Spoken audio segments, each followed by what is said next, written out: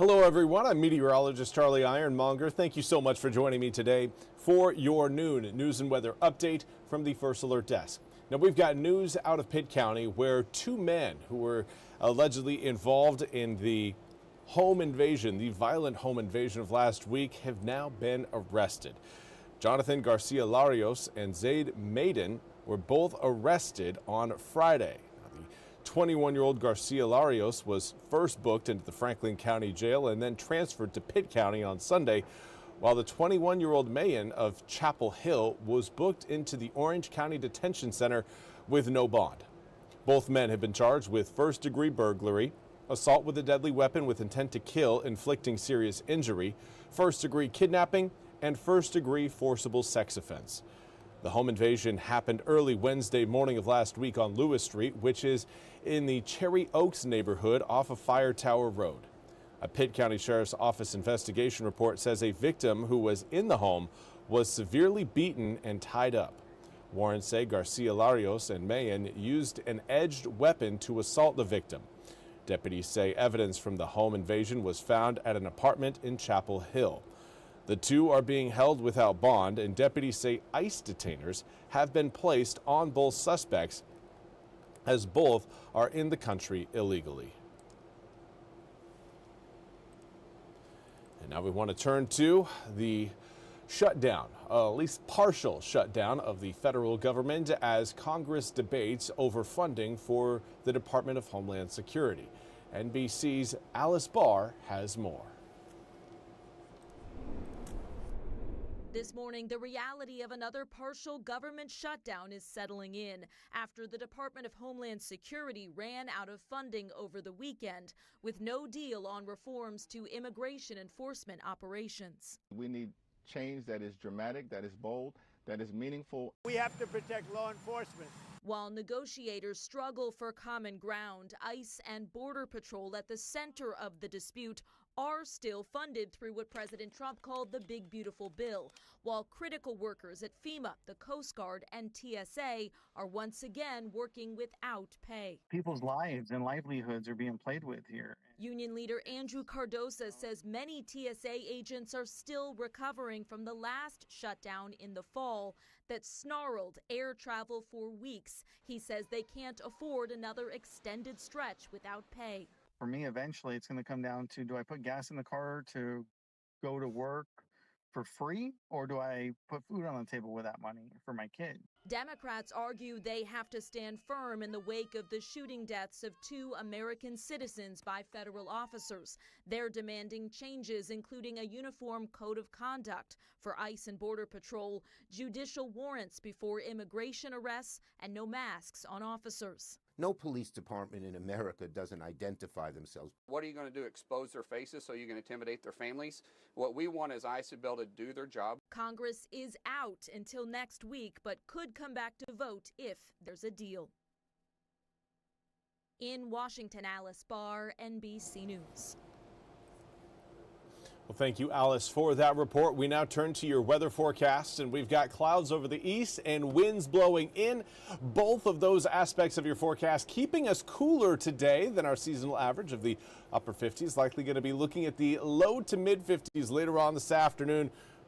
More so on the low side than the high side. But let's take a look at what we've got outside right now through our visible satellite. And we are looking at clouds pretty much from I-95 all the way back towards Highway 12. Everyone, again, is looking at cloudy skies. We have seen some breaks in the cloud cover, though. We have seen some spots of blue. Gonna prove to you that does exist. Here we go. This is a view through our Moorhead City Cam over the Intercoastal Waterway in Carteret County. And there, that is a spot of blue skies over eastern North Carolina right now. Now, obviously, not everyone is seeing the same sort of picture. Looking again at much cloudier conditions further inland, but right now along the coast, we are again seeing some breaks in those clouds. Here's a look at what we've got in Greenville. Pitt Greenville Airport again coming in 46 degrees, northeasterly breeze at 15 miles an hour, and it is gray.